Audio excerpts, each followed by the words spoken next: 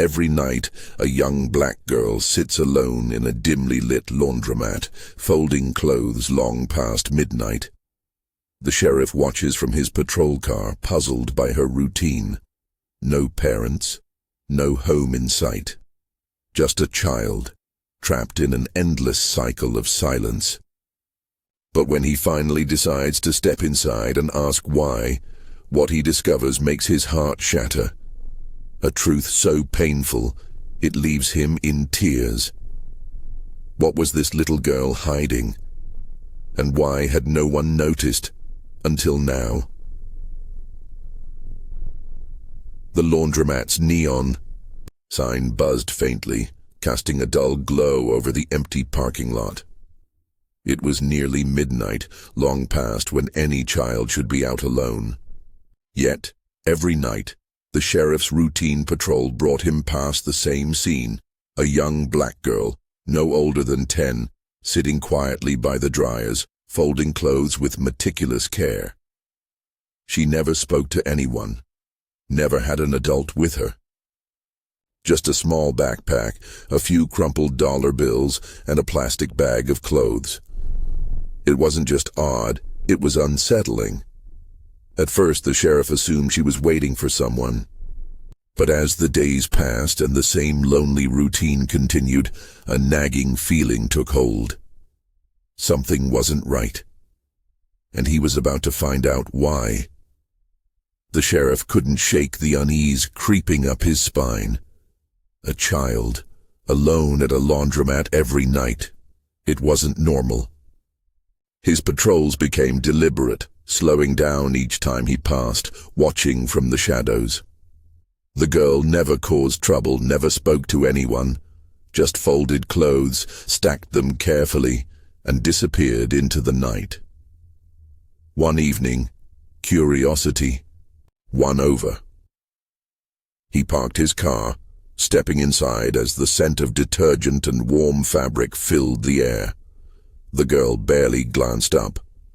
Up close, she looked even smaller, her hands moving mechanically as if she'd done this 1,000 times before. He cleared his throat.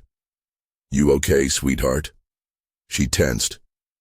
The sheriff expected an answer, maybe a nervous nod, a quick reassurance.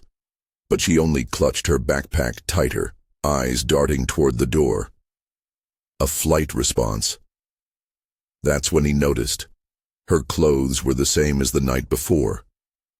And the night before that, the thin hoodie barely fit, the sleeves too short for her arms. Her sneakers had holes near the toes, fabric fraying at the seams. A painful realization hit him. This girl wasn't just here doing laundry, she was surviving. That night, he made a decision. He waited until she left, trailing her at a safe distance. She walked with purpose, slipping between dimly lit alleyways, hugging her bag to her chest. No house, no parents waiting, just an abandoned storage shed behind a closed-down diner. His breath caught. The moment she disappeared inside, his heart clenched. She wasn't waiting for someone at the laundromat. She was living there, alone. The sheriff stood frozen outside the storage shed, heart pounding in his chest.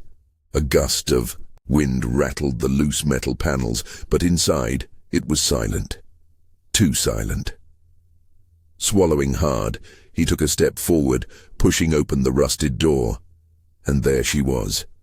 Curled up on a pile of old blankets, the little girl lay motionless, her tiny frame barely rising with each breath. A single flickering candle cast shadows across the walls, revealing the harsh reality of her world. Empty food wrappers, a plastic water bottle, a damp hoodie serving as a pillow. His gut twisted. This wasn't just poverty. This was abandonment. Survival. Then he saw it. A crumpled photo beside her, edges worn from being held too many times. A smiling woman, a little girl in her arms, a family, now broken. The truth hit him like a punch to the gut. He knew that face.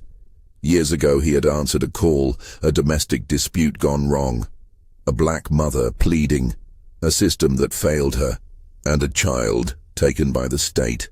Was this the same girl? His hands trembled as he reached out. "Sweetheart." His voice barely above a whisper.